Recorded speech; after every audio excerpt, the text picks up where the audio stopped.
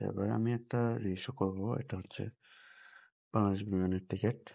আমি আগে আমার সেগমেন্ট আরো ধরে রাখছি। আর হচ্ছে আমি এখন দেখবো টিকিটের রুলস, দেখবো কি অবস্থায় আছে। তো প্রথমে আমি টিকিটের রুলসটা দেখি। ফেয়ার রুলসের কমন আমি দিয়ে দিচ্ছি। ওকে, তো এটা হচ্ছে আমি যেহেতু আমার ইকো ক্লাস ছিল, আমি ইকো ক্লাসের রুলস দেখবো। তো ওকে, এখানে লেখা আছে হচ্ছে যে first time free of cost. First time যদি করি ফ্রি অফ কস্ট করে রাখবো। ওকে, আমি ফ্রি অফ কস্ট রিইস্যু করতেছি। রিইস্যু কোড দিয়ে দিচ্ছি। রিইস্যু কমান্ড এভাবে দিতে হয়, আপনারা আমার স্ক্রিনে দেখতে পাচ্ছেন কিভাবে দিচ্ছি। ওকে, এখানে লেখা আছে নো এডিসন, ঠিক আছে। ওকে, এখন আমি নেক্সট এক্সরে দেবো। আমার 4,000 টাকা আগে ফেরত থেকে কম আসছে, আর হচ্ছে 121 টাকার ট্যাক্স আসছে।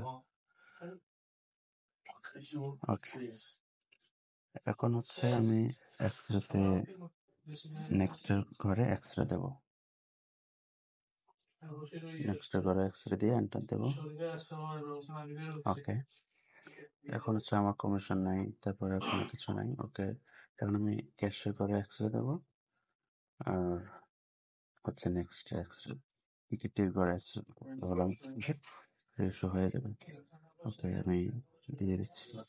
এই যে আমার টিকিট রিইস্যু হয়ে গেছে। সো এখন আমি দেখে নিচ্ছি যে আমার সেলস রিপোর্টটা।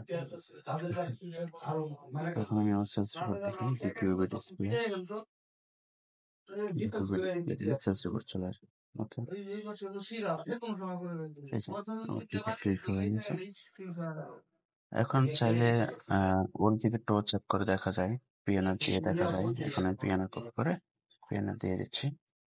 আর হচ্ছে ডিসপ্লে টি দেবো, ডিসপ্লে কমিং। ওকে, এই যে দেখেন আমার টিকিট দুইটা চলে আসছে, আর একটা অ্যাক্সেস হয়ে নতুন টিকিট ইস্যু হয়েছে। আমি টিকিট দেখি, এই যে এখানে রিইস্যু অ্যাক্সেস হয়ে গেছে। এভাবে মূলত নো এডিসি দিয়ে অ্যাক্সেস করতে হয়।